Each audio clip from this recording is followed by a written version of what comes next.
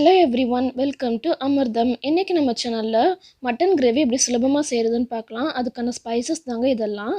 இது இப்போ ஒண்ணா சேர்த்துடலாம். அதுக்கு முன்னாடி மட்டன் வந்து நம்ம ஒரு ஸ்டீமிங் பவுலுக்கு மாத்திரலாம். இதை தாங்க நான் ப்ரெஷர் குக் பண்ண போறேன். அதனால ஒரு பவுலுக்கு மாத்திரலாம். ஃபர்ஸ்ட் 1 டீஸ்பூன் அளவுக்கு மஞ்சள்தூள் சேர்த்துக்கோங்க. தேவையான அளவுக்கு உப்பு சேர்த்துக்கோங்க. உப்பு நான் பாதி தான் சேர்க்குறேன். நம்ம கடாய்க்கு மாத்துறப்ப மீதி பாதி உப்பு சேர்த்துக்கலாம். அப்புறம் இஞ்சி பூண்டு விழுது 1 ஸ்பூன், குழம்பு மிளகாத்தூள் 1 ஸ்பூன், அவ்வளோதாங்க.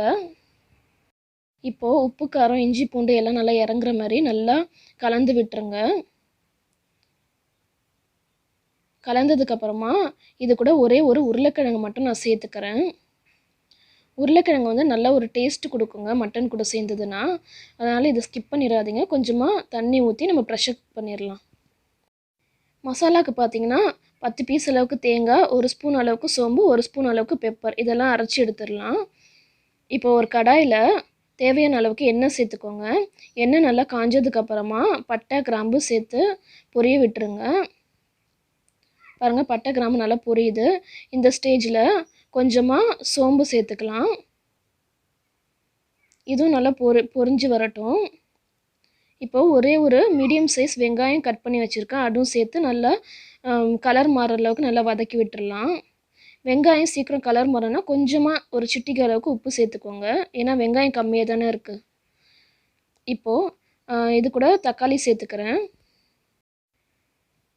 தக்காளி நீங்கள் அதிகமாக சேர்க்க வேணாம், ஏன்னா புளிப்புத்தன்மை கொடுக்க ஆரம்பிச்சிரும். இப்போ நம்ம கிரைண்ட் பண்ணோம் இல்லையா மசாலா, அதை வந்து ஒரு 4 ஸ்பூன் அளவுக்கு இதில் நான் சேர்த்துடுறேன். சேர்த்துட்டு நல்லா இந்த பச்சை வாசனை போகிற அளவுக்கு நல்லா வதக்கி விட்டுருங்க.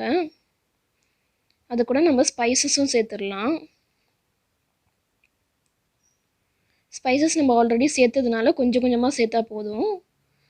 கொஞ்சமாக 1/2 டீஸ்பூன் அளவுக்கு மஞ்சள்தூள், குழம்புத்தூள் வந்து 1/2 ஸ்பூன் அளவுக்கு போதும்.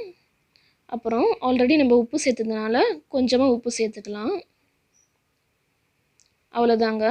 உங்களுக்கு வேணுன்னா கொஞ்சமாக மிளகு ஜீரக பவுட்ரு கூட சேர்க்கலாம். நான் இதில் சேர்க்கல, அது ஆப்ஷனல் தான். இப்போ நம்ம வேக வச்சு எடுத்துருக்கோம் இல்லையா மட்டன், அது இந்த கடாய் கூட நம்ம சேர்த்துடலாம். எண்ணெய்லாம் நல்லா பிரிஞ்சு வர ஸ்டேஜில் மட்டன் சேர்த்துருங்க. இப்போது அடுப்பை மீடியம் ஃப்ளேமில் வச்சுட்டு ஒரு 10 நிமிஷம் வரைக்கும் மூடி போட்டு குக் பண்ணுங்கள். பாருங்கள், செமி கிரேவியாக நமக்கு கிடச்சிருக்கு. இந்த ஸ்டேஜில் நம்ம உருளைக்கிழங்கு வேக வச்சோம் இல்லையா, அதை அப்படியே கையாலே மேஷ் பண்ணி இது கூட சேர்த்துடுறேன். உருளைக்கிழங்கு எப்பயுமே கடைசியாக சேர்த்துருங்க, இல்லைனா ஒரு மாதிரி குழ குழன்னு ஆகிடும். இது எல்லாத்தையும் நல்லா கலந்து விட்டுடலாம். இது ஒரு 2 நிமிஷத்தில் குக் ஆகிடும். குக் ஆகிற வரைக்கும் நல்லா கிண்டி விட்டுட்டே இருங்க.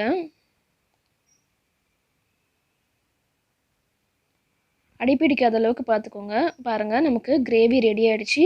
இதை கொத்தமல்லி தழை போட்டு நான் கார்னிஷ் பண்ணிடுறேன். இந்த சிம்பிளான சூப்பரான ரெசிபி ட்ரை பண்ணி பாருங்கள். அடுத்த ஒரு நல்ல வீடியோவில் நான் உங்களை மீட் பண்ணுறேன். இந்த வீடியோ பிடிச்சிருந்தனா லைக் பண்ணுங்கள், ஷேர் பண்ணுங்கள், சப்ஸ்கிரைப் பண்ணுங்கள். தேங்க்யூ.